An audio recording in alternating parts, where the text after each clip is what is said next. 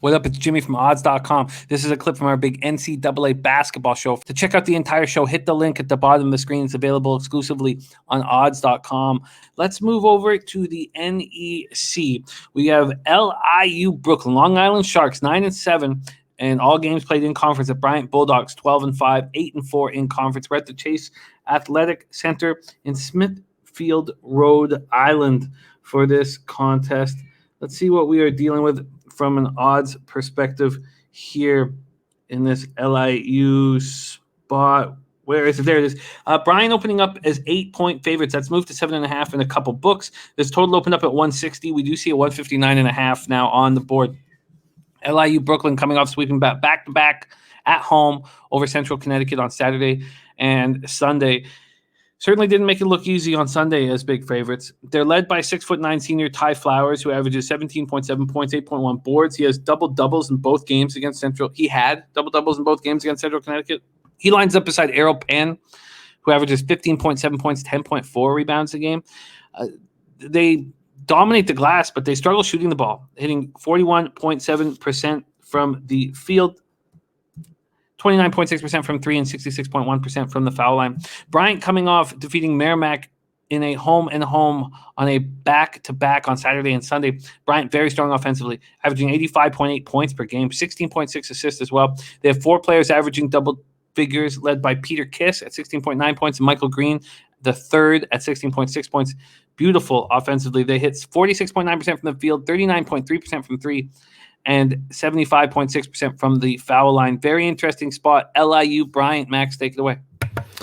Jim, I think that this is going to be one of the best games to watch visually on the board tomorrow. And that's because both these teams are in the top 20 when it comes to tempo. The difference between them that is most noticeable to me is when Bryant plays in a game where they have under 75 possessions, they're undefeated this year. So this is a team that can slow it down, throw the 2-3 zone at you, and beat you because, you know what, they're going to force you to hit threes over it, and then when they get those defensive rebounds, they're going to run on you, and it's going to end up with something at the net, or it's going to be a three-point make. And I think that with this Bryant team, you know, they're definitely a group that's going to win games. The question is, are they going to win at these numbers? And I think that the bookmakers have been quite sharp when it comes to posting these numbers for them. And I think that this may be a point or a half point too much. I think that although Bryant is getting so much nice offensive play, we haven't really seen them in a situation where they have to go deep into the bench.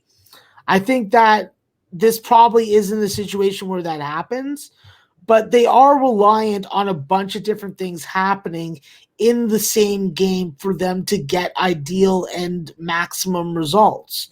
I think that with Michael Green, of course, you need good point guard play from him, but you need him also getting to the free throw line where he's been very dangerous. Sometimes he becomes a little perimeter oriented. And if he isn't balanced with his shot selection, it does take away a layer of the dangerousness for Bryant. I think that when you look at Charles Pride, you know, he's coming off a little bit of a slow offensive game against Merrimack, but I do think that what he does defensively and what he does on the glass at his size does make a noticeable impact. I think that you need to get more scoring from him. You want him giving you 12-7, 15-6. Like, that's the type of production that you want out of Charles Pride. And you did see him do that at times this season. With Chris Childs, he's probably my favorite and the biggest X factor for Bryant.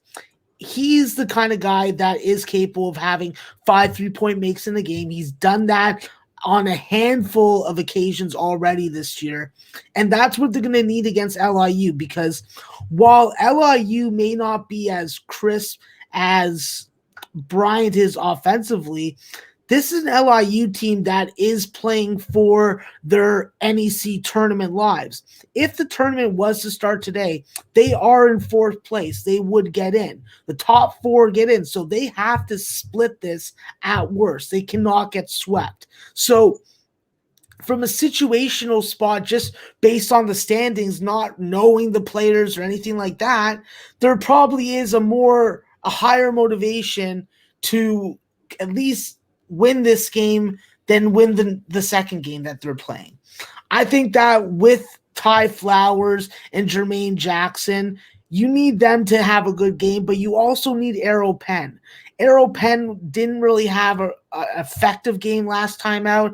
I think that if you get 20 points from the three of these guys, I think that that's going to definitely keep you in the game and keep you within this number. I think that with LIU, they got to win on the glass. They got to get to the free throw line and convert, and they got to limit their turnovers. You know, we've seen them get sloppy. We've seen passes get telegraphed and get picked off. And with Bryant, you know, this is just a number that is just, I think, a little too big. I think that if this was a weaker, slower tempo team that had a little more difficulty facilitating their offense, then I would like it. But with LIU fighting for their life, I think that as long as they get good ball distribution from Rivera and frickin' Jermaine Jackson, I think that they're going to be able to stay in. And I think that this is just a little too much on the spread. So give me LIU full game, please. Wow. Okay, we have some options here. It's a lot of juice. I think that's – I'm going to have to do the conversion. We do have a plus 8.5, but I think it's minus 118. I'll have to do the conversion. I don't have an 8 for you yet. Let me at least give you an 8 as an option here. 7.5, 7.5. So 7 there. Let's see if FanDuel can help us out with an 8 here. They can. So, but look at that 8. It's at minus 116. Who wants that? Damn. Well, you might as well give me the 8.5 at plus 118 then. At minus 118 then. Yeah, let me just do a very, very, very quick conversion because it's in a decimal form. And usually I would know this off by heart, but for whatever reason, 1.83 is messing with me right now. Let me just convert this very quickly.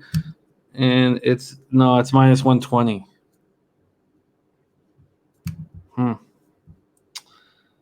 That sucks. What do you want to do now, Max?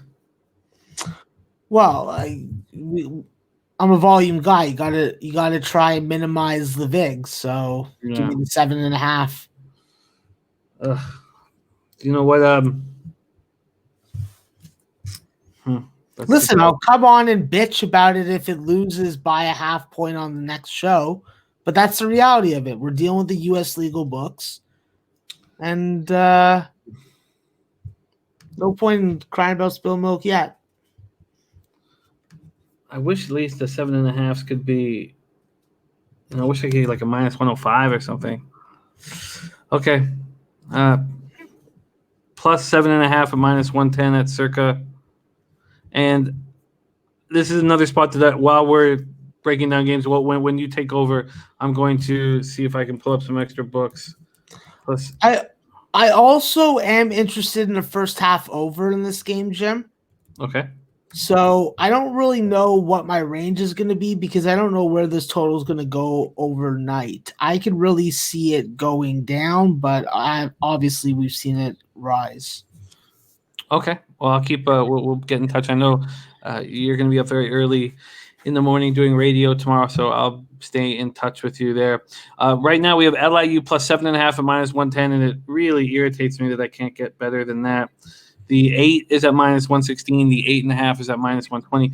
That 8 at minus 116 is at, was that a Fox Bet?